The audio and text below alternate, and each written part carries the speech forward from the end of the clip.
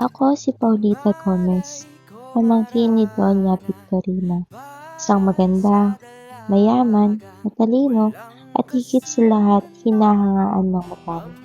Lumaki ako sa piling ng aking tiya, isang buhay na puno ng karangyaan at kaginhawaan, ni hindi ko kailanman naranasan ang paghihirap. Ako ang kasintahan ni Isagani.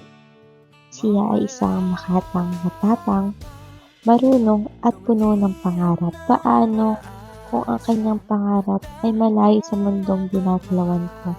Ayokong mabuhay sa takot at panganib. Nang makilala ko ang isang Juanito Pilais, nabatid ko ay magiging maganda ang aking buhay. Hindi dahil sa pagmamahal, kundi dahil siya ang mas madaling piliin. Mayaman, kilala, at may kapangyarihan. Ngunit naging duwag pa ako sa pagpili ng isang buhay na walang gulo. Isinuko ko ba ang tunay na kahulugan ng pag-ibig? Hindi ko alam. Kahit anong sabihin ng iba, ito ang landas na aking pinili. Ayoko matulad sa ibang babae. Ayoko matulad sa pinag-uusapan nilang Maria Clara. Tumakas lang ako habang natutulog si Tia. Ngunit kailangan ko na rin bumalik kaagad. Ayun ba talaga ang gusto mo, Isagani? Ang tumira sa liblib na puok? Ngunit kailan pa yon? Kapag aalog-alog ang baba ko? Kapag maputi na ang buhok ko? Hindi ko gusto ang mga nababalitaan ko. Kaliwat kanan ang ginagawa nilang pag-aresto. Natatakot ako na baka pati ikaw ay madamay.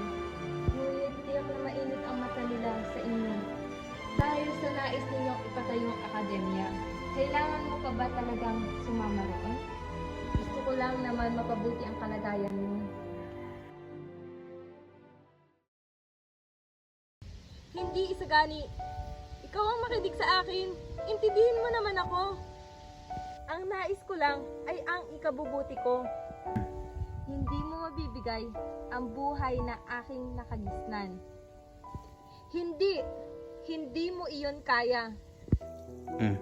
Kapag pipiliin kita, hindi ko alam kung saan ako pupulutin.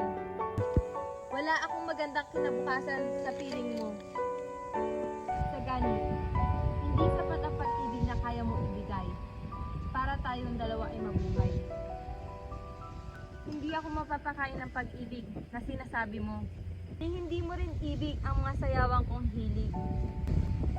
Pagpatuloy mo na lang ang pangarap mo para diyan sa iyong lalawigan.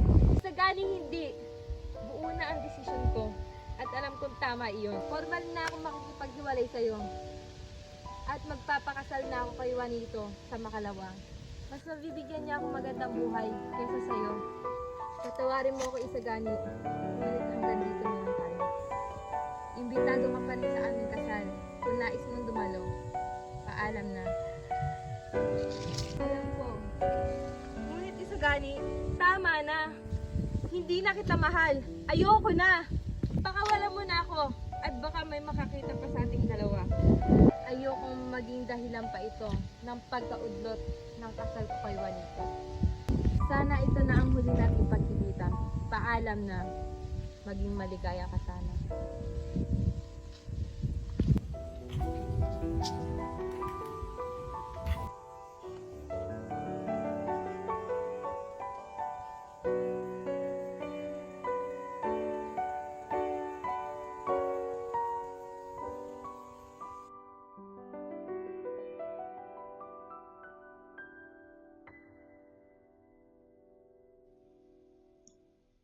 Patawad, Isagani.